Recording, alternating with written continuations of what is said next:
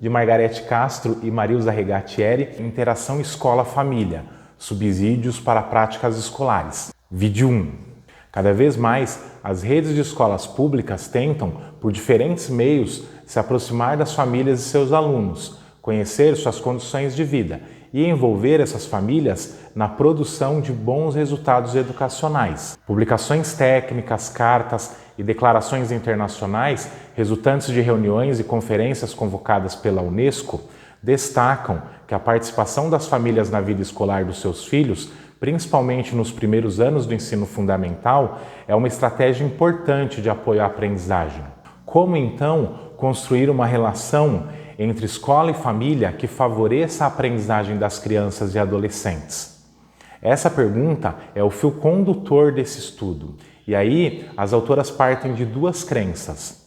A primeira é que para entender o que se passa no presente, é preciso um mergulho na história. A segunda é que o Brasil é muito grande e diverso para caber em uma única fórmula ou receita. Olhando com cuidado para as crianças, a gente vê que é impossível entendê-las sem considerar seu contexto familiar de referência. As autoras fazem uma citação que diz: "Eu sou eu e minhas circunstâncias. Não é possível dizer quem é o aluno sem considerar as suas circunstâncias sociais." Na nossa sociedade, a responsabilidade pela educação das crianças e dos adolescentes recai legalmente e moralmente sobre duas grandes agências socializadoras. Uma é a família e a outra é a escola. No mundo globalizado e complexo em que vivemos, as relações entre setores, instituições e atores sociais estão tão imbricadas que fica cada vez mais difícil entender os problemas educacionais apontando apenas para as dificuldades originadas fora da escola ou somente para os processos internos dela. Se, por um lado, não podemos desconsiderar a influência da situação socioeconômica, da violência, das mudanças de costumes sobre o comportamento e desempenho dos alunos, por outro, não podemos admitir que a escola se torne numa agência de assistência social e negligencie sua função específica, que é zelar pela aprendizagem escolar. A gente precisa, então, optar por uma abordagem relacional entre a educação e o contexto social, sempre com foco nos processos de ensino-aprendizagem, enxergando as relações professor-aluno em uma perspectiva ampliada, que considera a cadeia de relações que está por trás entre esses dois atores. Na sequência, as autoras falam sobre o aluno esperado e o aluno real. O que é necessário para que uma criança incorpore a identidade de aluno?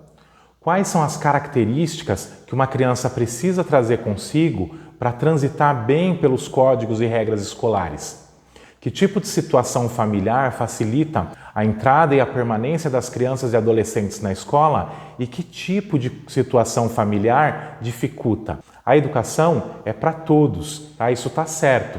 No entanto, é claro para todo mundo que o trabalho escolar pressupõe que uma criança chegue à escola com uma série de características. Ela deve estar saudável, bem alimentada, ela precisa entender bem a língua usada pelos professores e pelos colegas, ela tem que respeitar os professores, tem que cumprir certos acordos, tem que assumir compromissos, saber se controlar. Tudo isso são características fundamentais para o sucesso escolar e que não são originadas na escola. Essas características, elas devem vir como um pré-requisito do aluno. Se a criança não está desde cedo no sistema educacional, por falta de acesso à educação infantil, por exemplo, espera-se que ela aprenda, que ela adquira todas essas características, esses comportamentos no convívio familiar. Aí, as famílias cujos membros mais velhos frequentaram a escola por um tempo significativo e tendo um relativo sucesso nela, acho que é bom a gente acrescentar isso aqui, tendem a entender e valorizar o que acontece na escola. Isso facilita a transmissão das regras escolares aos seus membros mais jovens. No entanto, muitas famílias simplesmente não sabem como fazer ou não conseguem dar essa base necessária com disponibilidade e competência que se espera delas.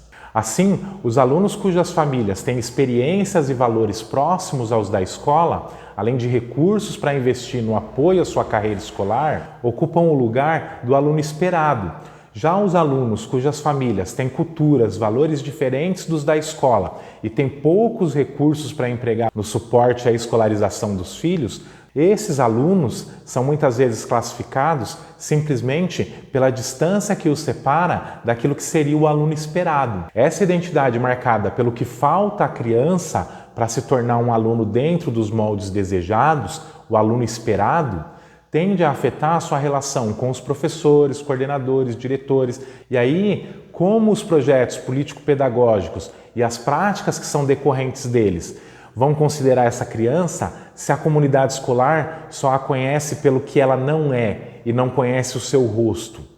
É difícil incluir e valorizar aquilo que a gente não conhece. Historicamente, as práticas pedagógicas na instituição escolar são baseadas na homogeneização do grupo de alunos. Os que se encaixam no padrão esperado seguem em frente, enquanto os que não se encaixam fracassam até desistir.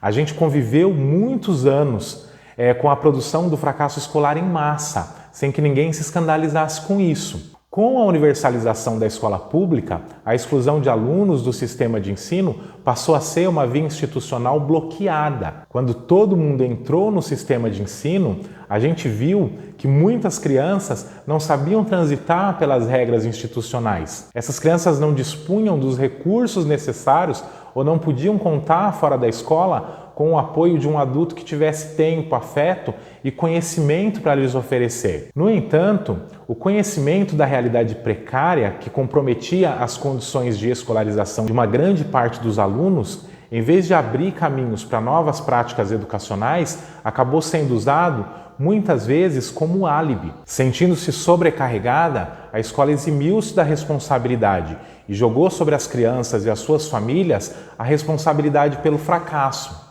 Muitos professores e diretores apostaram que, elegendo e reforçando os alunos bem-sucedidos, estariam incitando os demais a se esforçar para conseguir o mesmo modelo.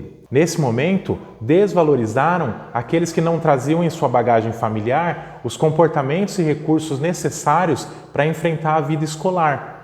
As diferenças étnicas, culturais, sociais, físicas foram então convertidas em carências e déficits que deviam ser compensados e ultrapassados, até que o aluno real se transformasse no aluno ideal. A tese do déficit cultural gerou então programas que ofereciam às crianças das classes sociais marginalizadas condições para recuperar o seu atraso, aplainando as carências afetivas, nutricionais, linguísticas. Todos os alunos se transformariam no aluno esperado e a escola poderia seguir o seu projeto sem grandes mudanças. As críticas à educação compensatória denunciaram que ela contribuía para reforçar e difundir uma visão preconceituosa sobre o modo de vida das camadas populares, retratando-as como uma cultura inferior. Passadas algumas décadas, a situação de desigualdade social no Brasil ainda permanece grave, mas consolida-se cada vez mais a compreensão sobre as formas de se alcançar a justiça social e se manter a conquista de direitos. Desde o final dos anos 80, as lutas pelos direitos das minorias e em defesa da diversidade confrontaram os discursos consolidados sobre a igualdade, que eram vigentes até então. A fórmula "somos todos iguais" começou a ser revista a partir do reconhecimento de que somos todos diferentes. A igualdade não deve ser tomada como um ponto de partida, mas sim como um horizonte a ser alcançado. Coloca-se assim a noção de equidade como base de um projeto político de igualdade que parte do reconhecimento das desigualdades iniciais. Na empreitada pela equidade, a relação escola-família ressurge como um fator-chave. Mesmo que não haja uma comprovação científica da influência direta da interação escola-família na melhoria do aprendizado dos alunos, inúmeras pesquisas no Brasil e em todo o mundo têm mostrado que as condições socioeconômicas, as expectativas e a valorização da escola e o reforço da legitimidade dos educadores são fatores que emanam da família e estão altamente relacionados com o desempenho dos alunos na escola.